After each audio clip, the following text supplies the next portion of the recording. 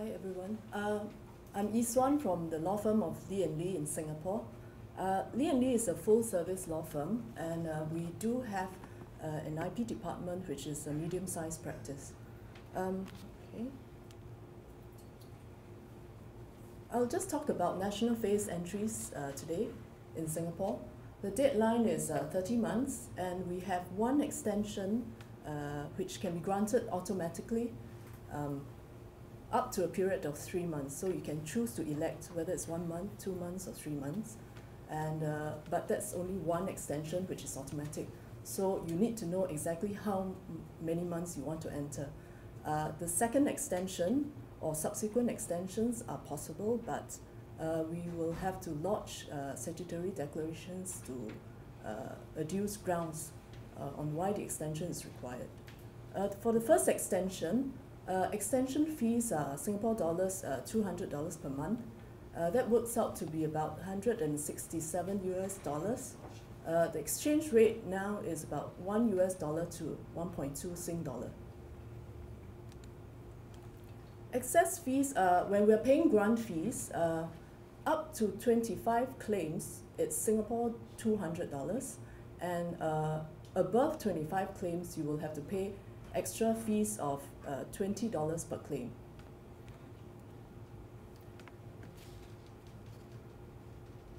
Okay, in Singapore, let me just talk a bit about the Singapore. Are you able to hear me at the back? Yeah. Singapore patent system, a few unique features of our system to give you some background before we proceed. The Singapore system is slightly different from other jurisdictions. It is relatively new because our Patents Act only came into force in 1995. So the government actually aims to avail applicants of more options to obtain grant, apart from just the normal route of requesting such an examination. So you'll see later on as we go through the presentation that there are various routes to grants which applicants can actually choose. It is also quite easy to obtain grant in Singapore. As long as the applicant actually elects a route to grant by the prescribed deadline, pays the grant fees, files the proper documentation, the registrar will just grant the patent, regardless of whether your examination report is not favorable or whether it actually contains matters waiting to be resolved, or it's negative, adverse. As far as once you actually elect the route to grant and pay the grant fees, the registry will just issue the grant. This is because the Singapore patent system is a self-examining one, so it actually places the onus of obtaining the best possible patent protection on the applicant. So if you don't actually amend your patent or ensure that it's properly worded, then the patent could just be subject to revocation post-grant. For your information, in Singapore, we do not have any pre-grant opposition proceedings available.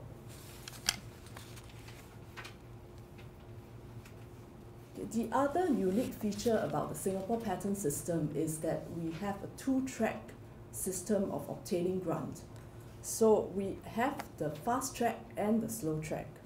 Okay. People may think that by choosing the slow track, you are actually slowing down the patent, but that's not really the case. It simply just gives you a bit more time to consider options and to elect the route to grant. So, for example, if you feel that at that point in time, maybe immediately after entering national phase, you can have the proper documentation to elect a certain route to grant, and you pay the grant fees, then even though you're actually under the slow track, your patent application will still be processed by the registry quite soon after, and you will still obtain grant. So the slow track basically just gives you more time to consider your options. Okay, when we let's talk about the fast track first and the routes to grants which are under the fast track. By default, a Singapore application will proceed via the fast track. So if you don't take any particular action, then it will just proceed by the fast track. Under the fast track, sorry the slides are a bit bare, but if you need more information later on, you can always ask me. Under the fast track, the applicant must elect a route to grant by 42 months from the priority date. What are these routes to grant? There are two under the fast track. One is that you can elect to file a notice of reliance on the international report, International Patentability Report, IPRP. This is quite a popular route which is chosen by applicants. It's usually chosen if the applicant wishes to secure grant based on claims which have been examined and referred to in the IPRP. No official fees are payable for this route. The second route is to rely on the acceptance or the grant of a corresponding application, what we refer to as to file prescribed information relating to a corresponding application. For this route, there are also no official fees payable. The applicant usually chooses this route if he wishes to secure grant based on claims which have been examined and referred to in the corresponding application. What then would you consider to be a corresponding application? Under our Act, a corresponding application is one which is filed with one of the following patent offices: UK, USA, Australia, New Zealand, Japan, Korea, as well as Canada, but only those filed in English, and the EPO, but also only those filed in English.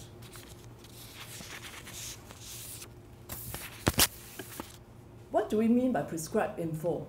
The applicant must file a certified copy of the patent grant of the corresponding application that you're relying on, or if it's not been granted yet, then other documents which set out the final results of such an examination as to substance of that corresponding application, plus a copy of the patent claims referred to in the final results.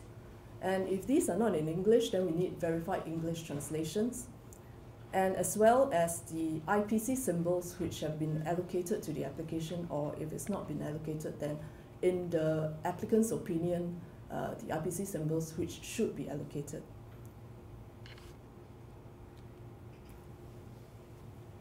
Let's go on to slow track.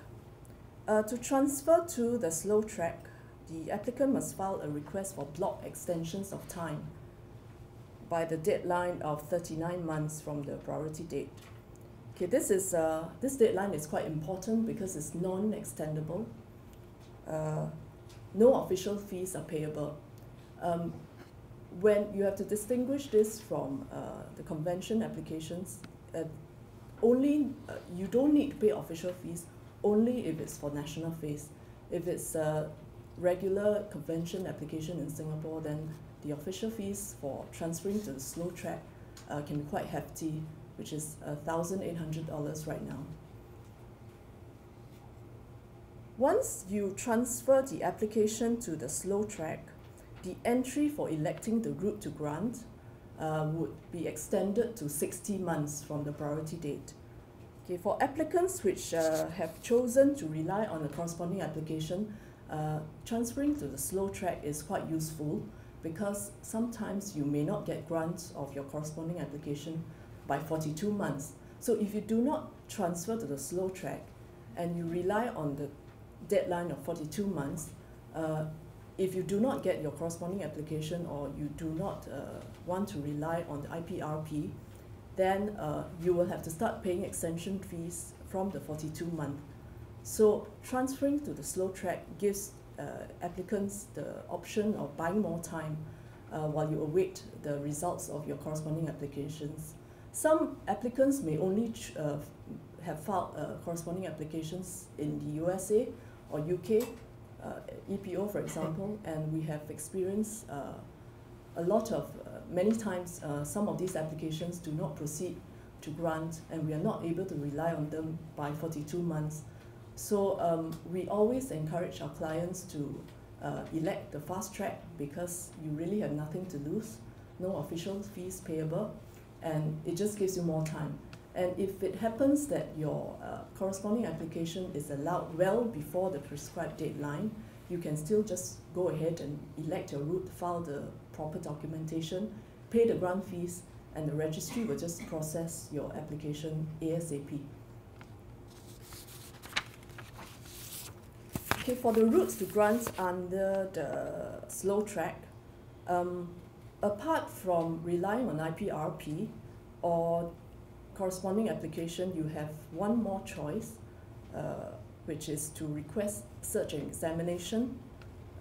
Also, to request examination plus a copy of your international search report, or you can request examination plus a copy of the search report of your corresponding application, if your corresponding application has not yet proceeded to grant.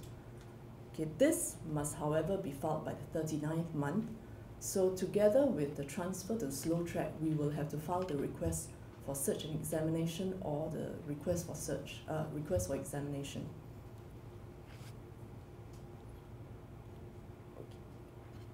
In Singapore, there are no software and business methods are not excluded matter from being patentable. So as long as you're able to fulfill the requirements of patentability, of novelty, obviousness, and industrial applicability, then your patent can be granted.